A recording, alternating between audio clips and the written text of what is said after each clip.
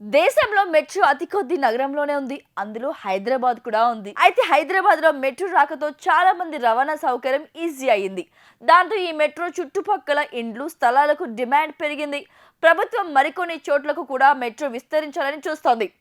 ఒకప్పుడు industrial IT corridor ఉన్న చోట్లు మాత్రమే డిమాండ్ ఉండేది.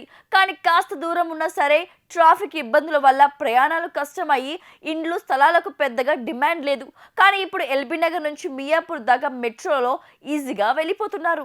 మియాపూర్ అవతల 20 కిలోమీటర్ దూరంలో ఉన్న ప్రజలు కూడా ఈ మెట్రో ద్వారానే సిటీలో ఎక్కడికైనా ఈజీగా వెళ్ళిపోతున్నారు. పైగా ఇప్పుడు ఐటీ కారిడార్ నుంచి పటాన్ చెరువు వరకు మెట్రోను విస్తరించాలని ప్రభుత్వం ప్లాన్ చేస్తోంది. దాంతో ఒక్కసారిగా ఈ మెట్రో లైన్ మధ్యలో భూములు ఇండ్లకు రెక్కలు వస్తున్నాయి. పటాన్ చెరు ఐటీ కారిడార్ కు దగ్గరలో ఉండడంతో పాటు ఇక్కడికి రియల్ ఎస్టేట్ రేట్లు కూడా మిడిల్ క్లాస్ వాళ్లకు అందుబాటులోనే ఉంటున్నాయి. దాంతో ఐటీలో జాబ్ చేసే వాళ్ళు, ప్రైవేట్ సెక్టర్లో జాబ్ చేసే వాళ్ళు తమ సొంత ఇళ్లను ఇక్కడ కట్టుకుంటే ఎలాంటి ఇబ్బందులు ఉండవని చూస్తున్నారు. ఐటీ సెక్టర్ కు దగ్గరలోనే ఉంటుందని, పైగా ధరలు కూడా తక్కువ అని ఆలోచిస్తున్నారు. దానికి తోడు పటాన్ చెరుకు ఇప్పుడు మెట్రో ట్రైన్ రావడంతో ప్రయాణం కూడా చాలా ఈజీగా అవుతుందని ఆలోచిస్తున్నారు. బిహెచ్ఎల్ నుంచి ఇస్నాపూర్, ముత్తాడి, కృష్ణారెడ్డిపేట, రామచంద్రపురం లాంటి ఏరియాలకు భారీగా డిమాండ్ పెరిగిపోతుంది.